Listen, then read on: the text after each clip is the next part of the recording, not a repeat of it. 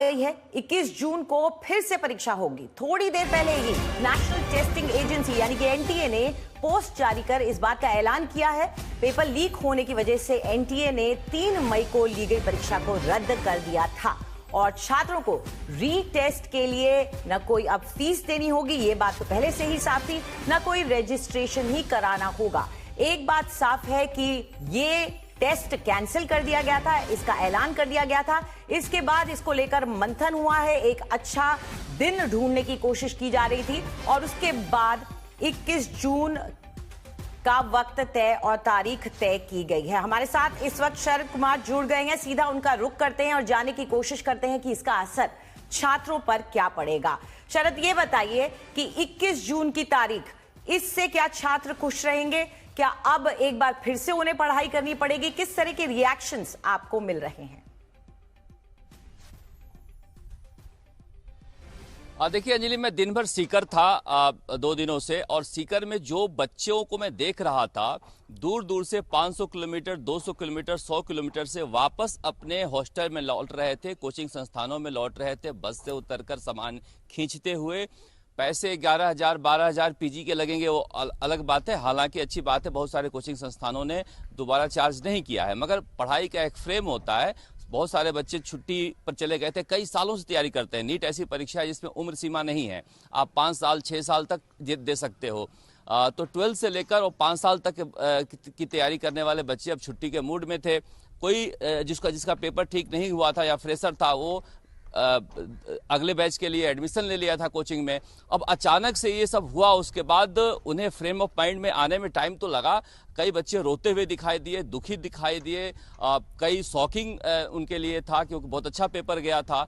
बहुत सारे बच्चों ने कहा था कि 720 में 720 लिख कर आए हैं। मगर दूसरी बातचीत के दौरान उन्होंने यह भी कहा अंजलि कि हमारे लिए अच्छी बात यह है कि इस बार बड़े पैमाने पर पेपर लीक हुआ था, कैंसिल हो गया, तो कम से कम हम पढ़े हैं तो हमारा हक जो है वो अदा हो जाएगा, हमारी पढ़ाई काम आ जाएगी। चोर जो हैं वो इससे सिस्टम से निकल जाएंगे, पेपर लीक वाले सिस्टम से निकल जाएंगे। तो दोनों ही इसके पक्ष हैं, दुखी भी थे, खुश भी थे। क्योंकि देखिए अंजलि, ये जो खुलासा हुआ है, ये कोई ऐसा खुलासा नहीं हुआ है कि नीट 2026 लीक था। ये ऐसे खुलासे हो रहे हैं कि नीट तो कई सालों से लीक था, ये नेटवर्क कई सालों से था।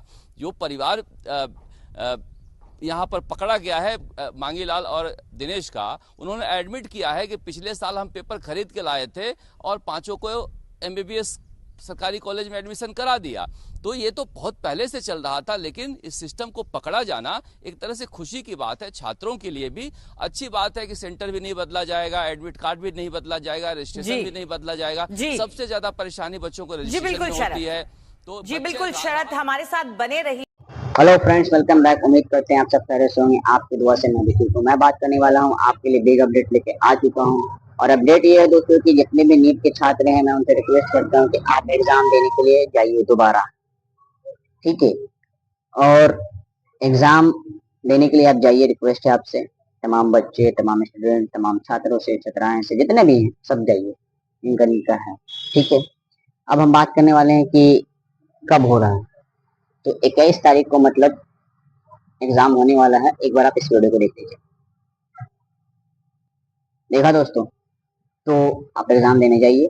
इसमें मैं एक चीज और बोलना चाहूंगा दोस्तों कि क्या हम लोग ये मान लें कि जो मतलब नीट के साथ प्रॉब्लम हुई या पेपर जली या फिर कुछ भी तरह का प्रॉब्लम आई, जो बच्चों को जान गई, जिन्होंने सुसाइड किया, तो क्या मतलब जो शिक्षा मंत्री हैं क्या वो इस्तीफा नहीं देंगे? जो नीट के कमान संभाले हुए हैं क्या वो रिजाइनिंग नहीं देंगे? क्योंकि इसी के लिए प्रोटेस्ट हुआ था जंतर मंतर में। और उनके सीजेपी कॉकरोच जनता पार्टी के जो अभिजीत दीपक हैं, उनका साफ लफ्जों में कहना है कि अगर वो इस्तीफा नहीं देते हैं तो हम लोग जगह जगह पे धरना प्रदर्शन करेंगे। और हमने और आपने देखा है दोस्तों कैसे एक पुली पे उनके लिए जनता आई, धरना प्रदर्शन भी हुआ, शांतिपूर्वक से हुआ और सरकार को एक बहुत बड़ा झटका लगा, ठीक है। बहरहाल ये सब तो होता ही रहेगा देश में। अब देखना ये है कि आगे क्या होता है। अगर वीडियो आपको अच्छा लगे तो वीडियो को लाइक कीजिए, भाई को फॉलो कीजिए और हाँ सब्सक्राइब भी जरूर कीजिए। तब तक के लिए अल्लाह हाफ़िज़।